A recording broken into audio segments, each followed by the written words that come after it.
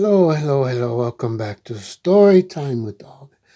I'm going to read another book to you today from the library, and it's called The Lemonade Club. Have you ever heard of this book? I heard it's kind of popular. I don't know. Never read it, but it's written by Patricia Polacco. Oh, she's running. By Philomel Books. They look like they're good friends. All right, here we go. Tracy and Marilyn were best friends. They were inseparable at school and almost always went to each other's houses after school. Both of them were in Miss Witchelman's 5th grade class. How they loved Miss Witchelman. Everyone in class did. Miss Witchelman made their classroom seem almost like home. She put a lamp on her desk and she framed almost everyone's drawings and hung them on the walls. She had a rug right up to the front of the room next to her desk, where she read to her class from a big old rocking chair. And there was the class guinea pig, Pinky, who squeaked whenever anyone walked by him. that's cute. He's in the back there. He is back there. What everyone liked most about Miss Witchman is that she made every kid in the classroom believe that he or she could be anything they wanted to be. That's very true. I believe it too. If you dream it, then you can be it. Marilyn wanted to be a pianist. I'm not sure they say that. She took lessons every week and had a grand piano in her living room. Tracy loved to hear her practice. Tracy didn't know what she wanted to be, really. She did know that it made her feel warm inside whenever she was helping someone. Oh, maybe she could be a helper. Lots of those in the world needed. All right. Yeah, almost every day, just as the last bell was about to ring, Miss Witchelman would point to a basket of fresh lemons that she always kept on her desk and say, "And if life hands you a lemon or two today, and you all know how sour lemons are," everyone would make a face. Ooh. Just add water and sugar, and what do you have? Then she'd pause, and the whole class would call out, "Lemonade!" That sounds good. A tall glass of lemonade. Well, Tracy and Marilyn stayed after school one afternoon to help Miss Witchman put up the career day posters. Miss Witchman pinned up a picture of a doctor. "Once I thought I'd be a doctor. Why, I even completed my pre-med courses, but I discovered being a teacher was just as important to me. After all, doctors help your bodies grow up healthy and strong. Teachers help your minds grow wise and full of ideas," Miss Witchman said thoughtfully.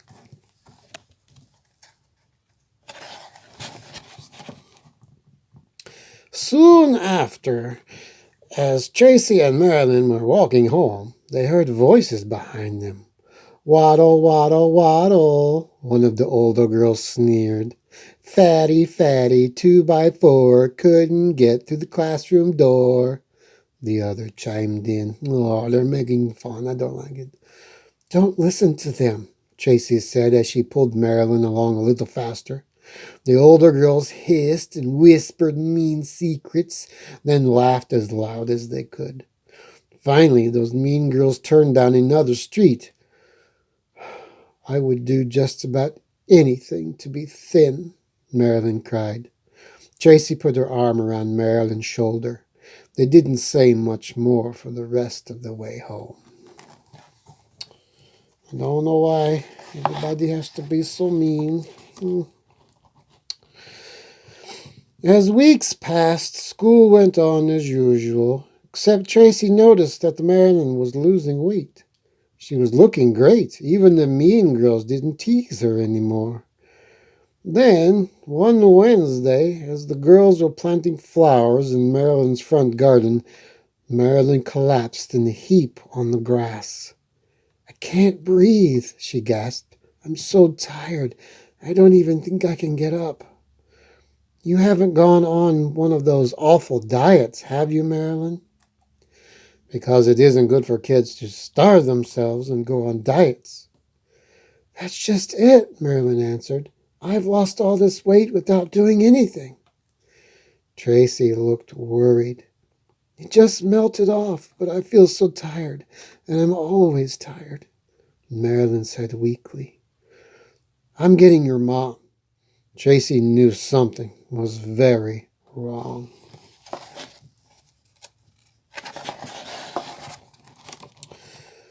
Marilyn didn't come back to school from that day on. Tracy knew why. Marilyn's mom came over one night crying and told her mom everything. Then the very next day, Miss Witchman had a terrible announcement to make to the class.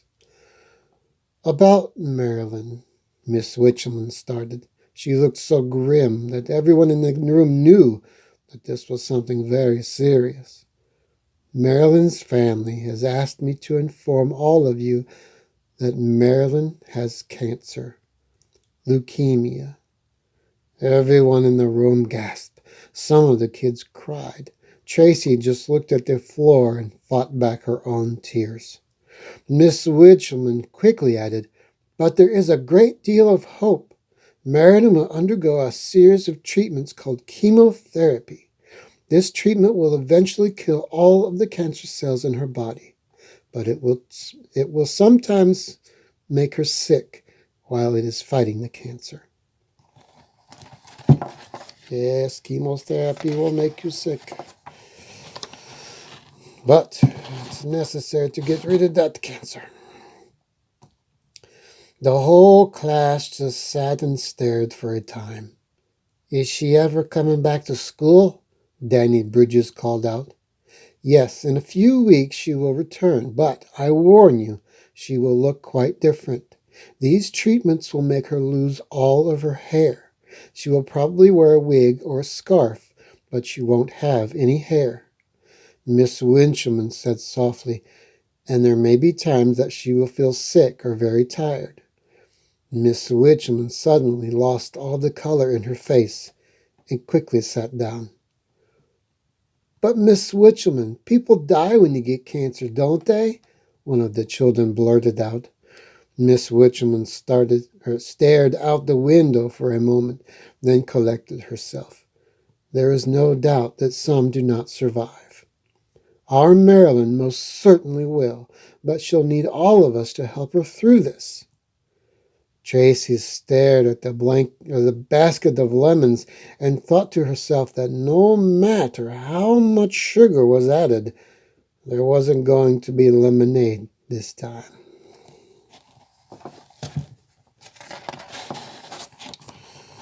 As days passed, Tracy and Miss Witchman were almost permanent fixtures at Marilyn's house.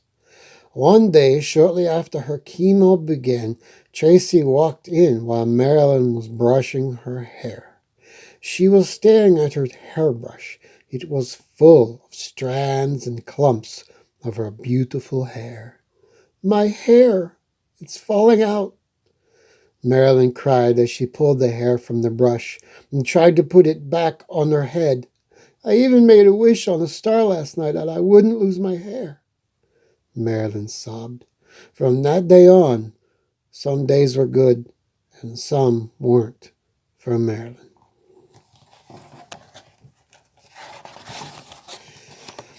One day, Miss Witchman came for a visit. Tracy was already there. It was one of Marilyn's not-so-good days.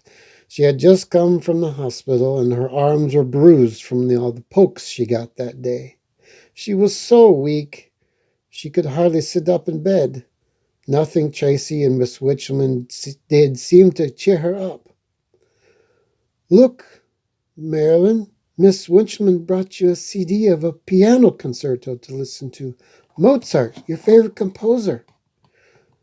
Music. I don't care about music. I'm never going to be able to play the piano again with these sore arms. I'm so sick of doctors and hospitals and needles. Oh, Marilyn, please smile. Smile just for me, Tracy pleaded. Marilyn cried even more. Smile? How can I smile? I feel so sick. No one knows how bad I feel. No one. Then she buried her head in her pillow.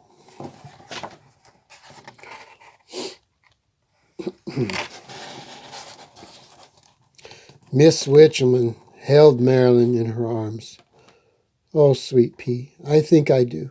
I think I know exactly how you feel, Miss Witcherman said softly. Then Miss Witcherman sat back and held Marilyn's face in her hands. Marilyn, you just have to get well so you can come to my wedding. Miss Witcherman beamed. Your wedding? Marilyn and Tracy both called out. When did you get engaged? And to who? Marilyn smiled broadly for the first time in weeks. His name is Warren, and girls, this will have to be our little secret for a while. But I want you both to be there. I want you both in yellow dresses, lemon yellow, as bright as sunshine. We're going to make lemonade of our sour, bitter old lemons, aren't we? Miss Witcherman whispered. But what if I'm still bald? What then? Marilyn asked. Well, so what? What if you are? You'll still be one of the most beautiful girls there, Miss Witcherman reassured her. Oh. It was Monday morning. Miss Witcherman and Tracy and the whole class had a huge surprise for Marilyn's return to school. It had been planned that Marilyn be brought to class just after the starting bell so the kids could get their surprise ready. As Marilyn walked down the hall, she was gripping her mother's hand. She had on her best scarf. Tracy opened the door and greeted her. The whole class stood up. They were all wearing funny hats. As Marilyn entered, everyone cheered and clapped. There was a big sheet cake on the Miss Winchman's desk. Tracy took Marilyn's hands. Welcome back, Marilyn, she called out. Then she pulled off her funny hat. Everyone in class did. Everyone was bald. They had all shaved their heads. Marilyn's mother caught her breath and clapped her hand over her mouth. Marilyn walked up and down each aisle, looking intently into the face of each of her classmates. Oh, my goodness.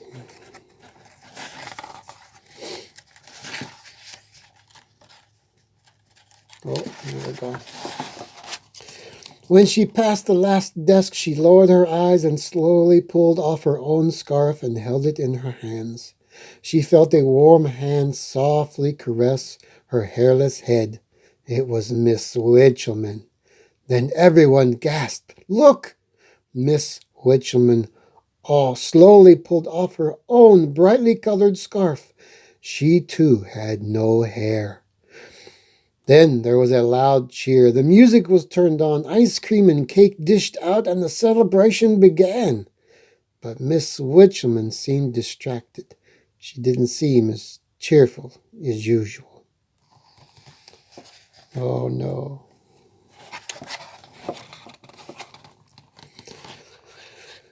With each treatment, the doctor said Marilyn's cancer was disappearing. Marilyn finally completed her last round of chemo. Her hair started growing back right away. It was fuzzy and orange at first, but soon it looked just like it had before, except it was curly and shorter. She and Tracy met after school under the shady elm with Miss Witcherman every week. They had become very close.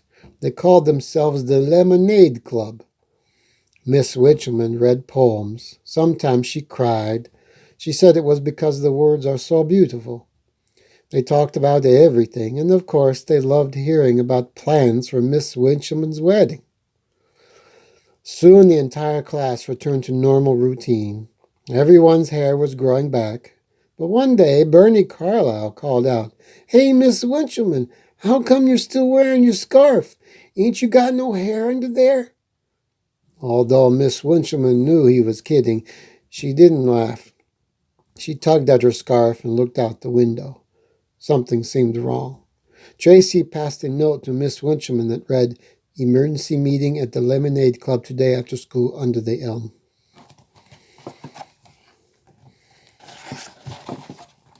Later that day, Tracy and Marilyn sat under the shade of the old elm tree. It was Marilyn who spoke up. "You have it too, don't you, Miss Winchelman? For real. That's why you said you knew exactly how I felt." Miss Winchelman couldn't seem to speak, and when she finally did, her eyes filled with tears. "I have breast cancer, girls," she said, almost in a whisper. "So you're going to fight this, aren't you?" Marilyn demanded. "Yes, I'm almost finished with chemo," Miss Winchelman said as her voice trailed off. "Will that get rid of it?" Tracy asked. "No, I'll have to have surgery eventually," Miss Winchelman answered. "Surgery? I didn't have surgery," Marilyn said. "You had cancer in a very different way than I do." So you're going to be flat-chested like us, right?" Tracy chirped. "Way to go, Miss Winchelman," she added, giving a thumbs up.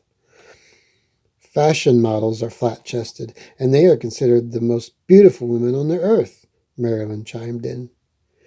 "Except for brides," said Tracy. Then they all laughed.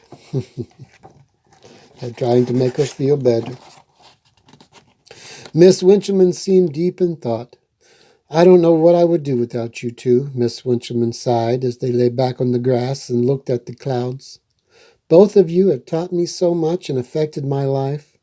Because of you, I have thought again about being a doctor. I applied to Stanford Medical School. I wanted to help children just like you, Marilyn. But since I started the treatments, I think I have lost my courage." Miss Winchelman's voice drifted off. "Hey," Marilyn bellowed, "you aren't going to let something like cancer stomp on your dreams, are you?"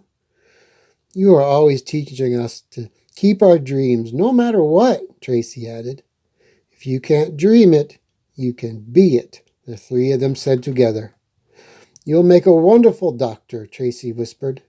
"And Warren loves you. What more could you want?" Marilyn said. Miss Winchelman took a lemon out of her basket. "Well then, girls, to the Lemonade Club," she said triumphantly. "To the Lemonade Club," Tracy and Marilyn echoed.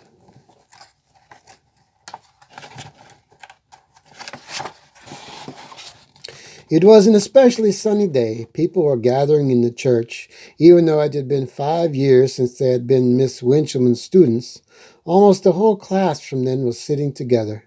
The music was playing softly. It was one of Miss Winchelman's favorite hymns. The flowers were so beautiful. Everyone there was thinking about Miss Winchelman. Suddenly the congregation sprang to its feet. The music boomed, a joyous trumpet voluntary, and there standing in their lemon-yellow gowns were Tracy and Marilyn. They beamed as they marched down the aisle to join the groom at the front of the church. Then everyone turned and looked as Cynthia Winchelman appeared. Tracy and Marilyn were right. She was a beautiful bride. She glowed as she floated like a cloud down the aisle. Dr. Cynthia Winchelman became the wife of Dr. Warren Gish on this glorious day, and they were all there together to celebrate it. A sweet lemonade indeed. Oh, what a wonderful book. It had feeling and a happy ending, which some stories don't. But I really liked it. What did you all think? Have you read this book before? I think it's a wonderful book everyone should have in their home. Well, thank you for coming to Storytime. And I'll see you later. Bye-bye.